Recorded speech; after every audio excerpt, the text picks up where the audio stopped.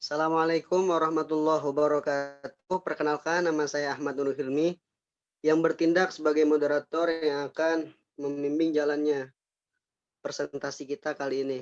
Kepada pemateri, silahkan memperkenalkannya masing-masing.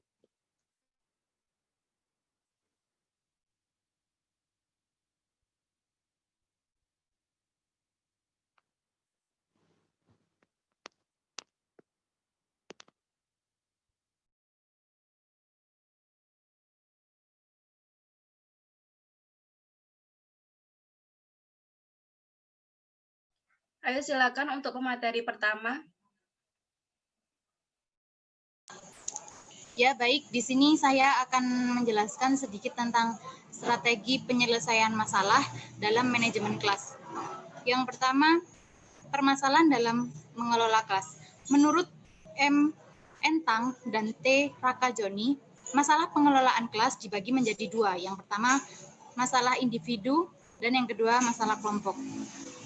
Masalah individu muncul karena dalam setiap individu ada kebutuhan untuk diterima dalam kelompok dan ingin mencapai harga diri.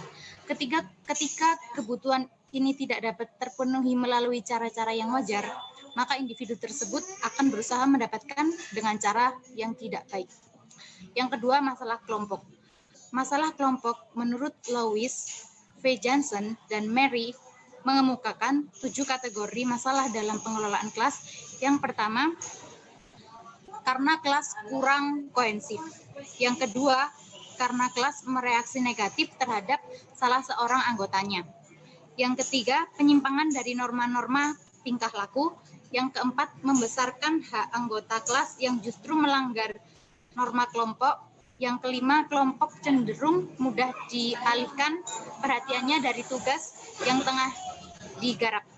Yang keenam, semangat kerja rendah. Yang ketujuh, kelas kurang menyelesaikan diri dengan keadaan yang baru. Lanjut untuk pemateri selanjutnya.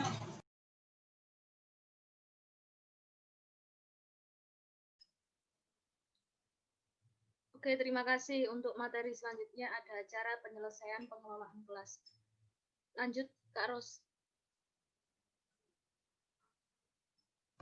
Oke, yang pertama ada penyelesaian masalah berdasarkan pengalaman masa lampau.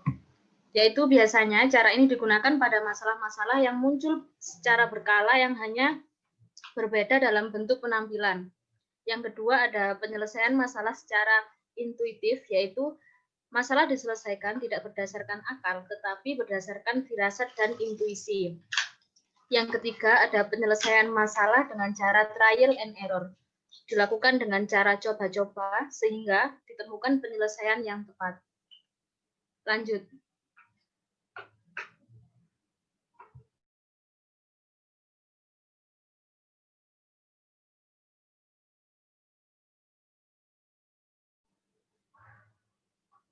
Mikrofonnya nyalakan dulu.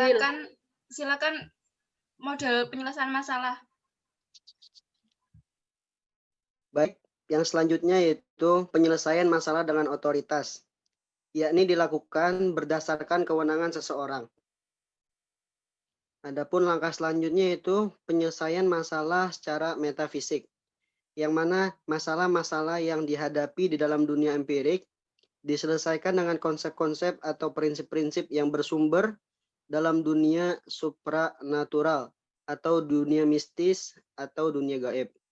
Selanjutnya, langkah yang terakhir yaitu penyelesaian masalah secara ilmiah ialah penyelesaian masalah secara rasional melalui proses dedukasi atau induksi. Penyelesaian masalah yang dibicarakan dalam strategi belajar mengajar di sini adalah penyelesaian masalah secara ilmiah. Silakan.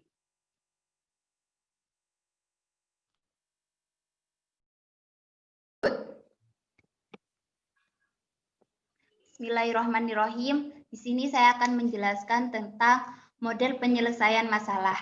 Nah, di dalam model penyelesaian masalah ini banyak beberapa pendapat dari orang-orang tertentu. Namun di sini saya akan menjelaskan penyelesaian masalah menurut David, Jason, dan Jason ini.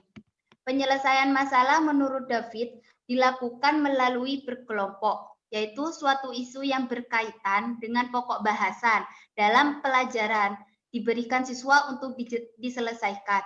Maksudnya itu seperti berdiskusi. Penyelesaian masalahnya ini kita sebagai guru itu memberikan dengan bentuk diskusi-diskusi tersebut. Nah, di dalam kelompok diskusi itu dikasih permasalahan dan kelompok itu harus menyelesaikan permasalahan tersebut. Nah, di sini tuh ada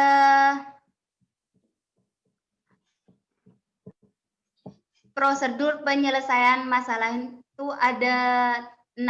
Yang pertama harus mendefinisikan masalah, yang kedua mendiagnosasi masalah, yang ketiga merumuskan alternatif strategis, dan keempat menentukan dan menerapkan strategis, dan kelima mengevaluasi keberhasilan strategis. Di mana mendefinisikan masalah ini kita harus memahami dan menjelaskan betul tentang apa masalah tersebut. Nah, yang kedua ini mendiagnosa, lebih menjabarkan lagi permasalahan tersebut gitu. Pokoknya dari memahami sampai menemukan strategis untuk memecahkan masalah, baru terakhir itu siswa itu harus mengevaluasi. Lah, bentuknya itu adalah dengan berkelompok. Selain cara dan model penyelesaian masalah tersebut, guru juga mempunyai peranan penting dalam strategis penyelesaian masalah. Karena itu, guru itu harus mempunyai kemampuan menguasai bahan yang terdiri dari menguasai bahan bidang studi dan kurikulum sekolah.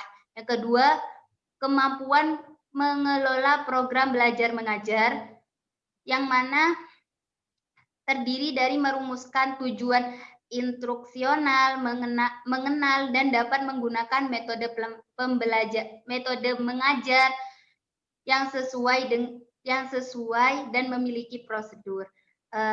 Yang ketiga juga, guru juga harus mempunyai kemampuan mengelola kelas dengan pengalaman belajar. Dan juga tak lupa guru harus di dalam menyelesaikan masalah itu juga harus mempunyai kemampuan menggunakan media atau sumber dengan pengalaman belajar dan sebagainya. Lanjut.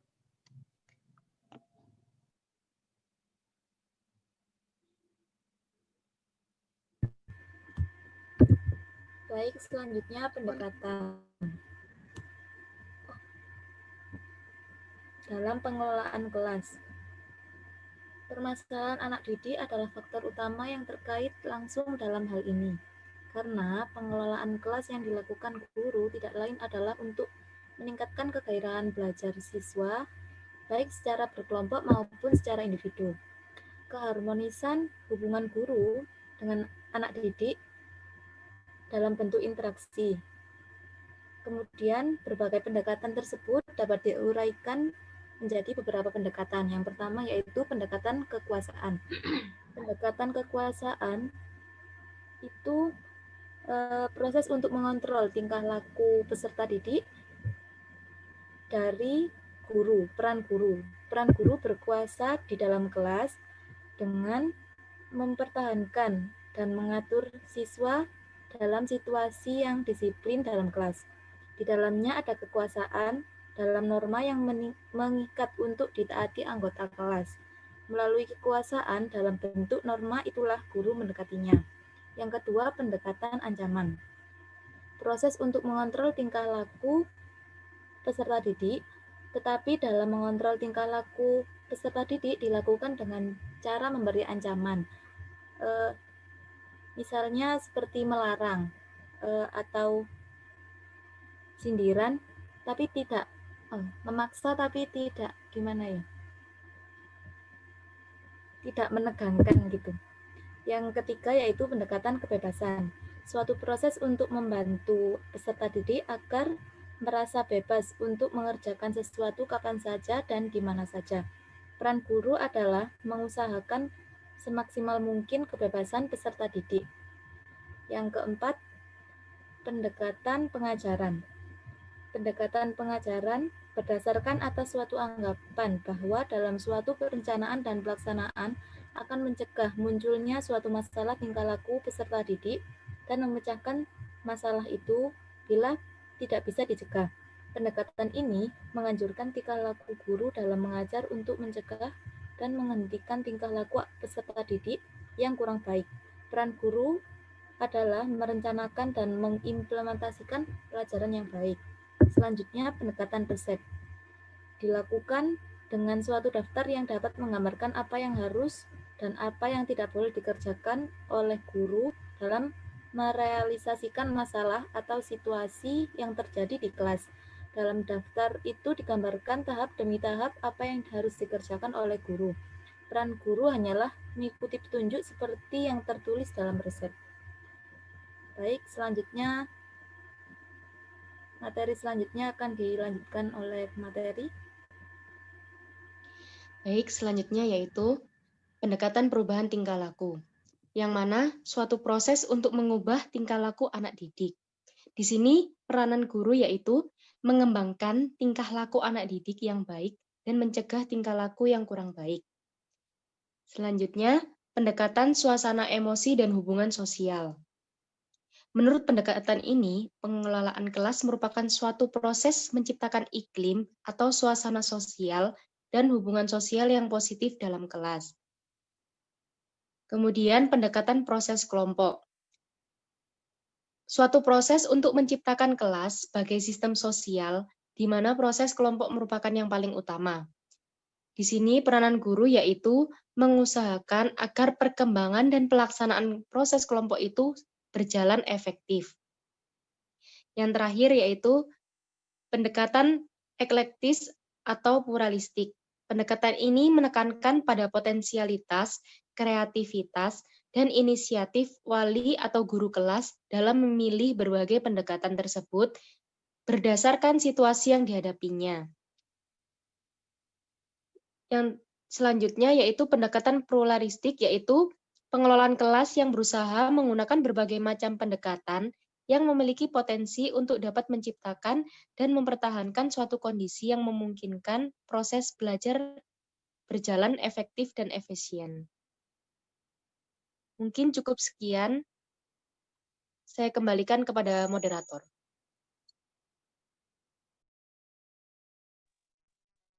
Oke, terima kasih kepada teman-teman yang sudah memaparkan materinya dengan baik.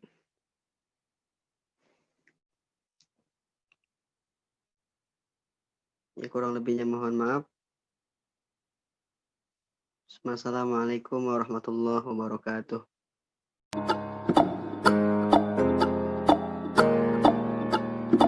Aku kan guyu.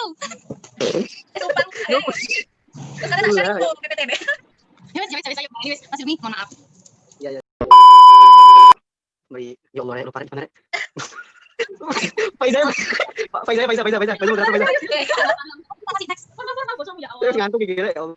Luncang tanganku. Lagi langsung perkenalkan saya 2 hours later. yang bertindak sebagai moderator yang akan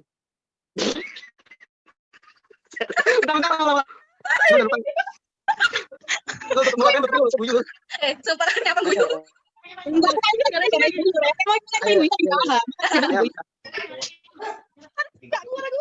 Wes, siji. Iki mah